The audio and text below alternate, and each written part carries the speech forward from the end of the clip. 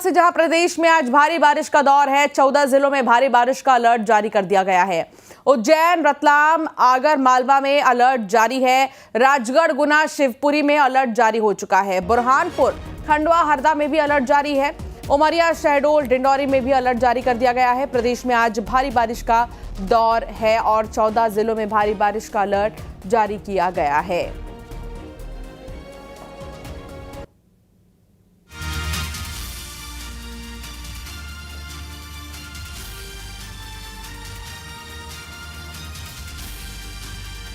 शैलेंद्र भदौरिया संवाददाता हमारे साथ जुड़ गए हैं। शैलेंद्र, अभी बारिश से राहत नहीं है अभी, बल्कि प्रदेश के कई जिले ऐसे हैं, 14 जिले, जहां पर बारिश को लेकर अलर्ट जारी किया गया है।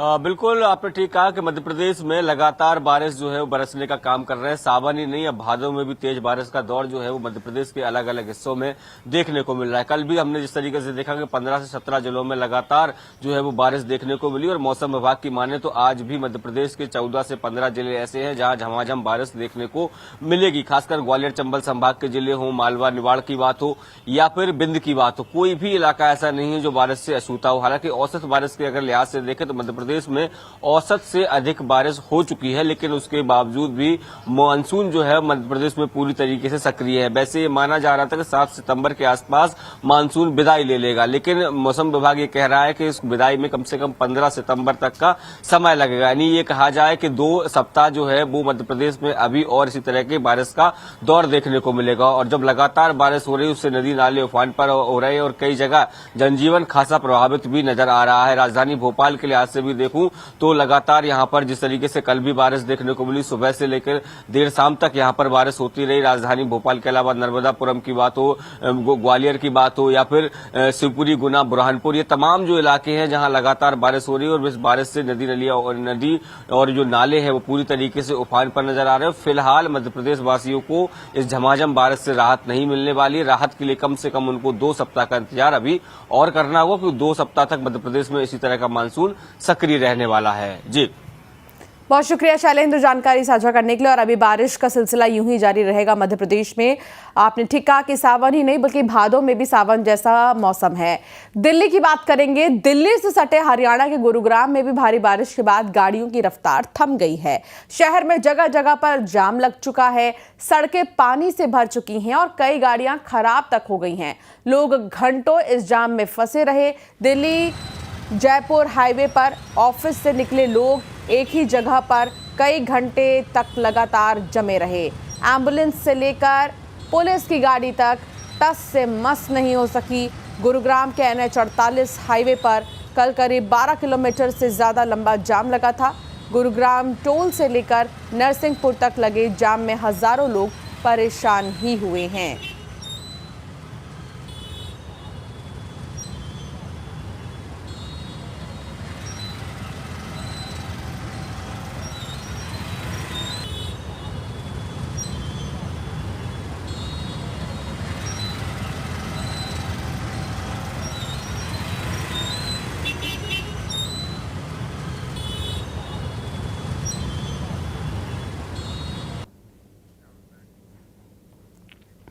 चंडीगढ़ में लगातार हो रही बारिश के चलते सुखना झील का जलस्तर खतरे के निशान को पार कर चुका है। हालात को देखते हुए यूटी प्रशासन ने झील के 3 में से 2 फ्लड गेट खोल दिए हैं। मॉनसून सीजन में 8वीं बार झील के गेट खोले गए हैं। झील से अतिरिक्त पानी सुखना चोए के जरिए घग्गर नदी में छोड़ा जा रहा है और फ्लड गेट खोलने से पहले मोहाली और पंचकुला के प्रशासन को सतर्क कर दिया गया है ताकि निचले इलाकों में किसी तरह की कोई समस्या ना हो।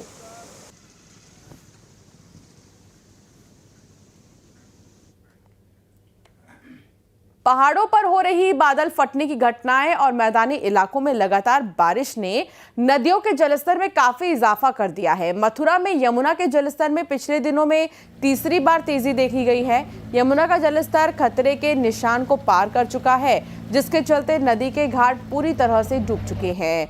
यमुना के उफान को देखते हुए प्रशासन पूरी तरह से अलर्ट पर है। लोगों से फिलहाल नदी के करीब नहीं जाने की अपील की जा रही है।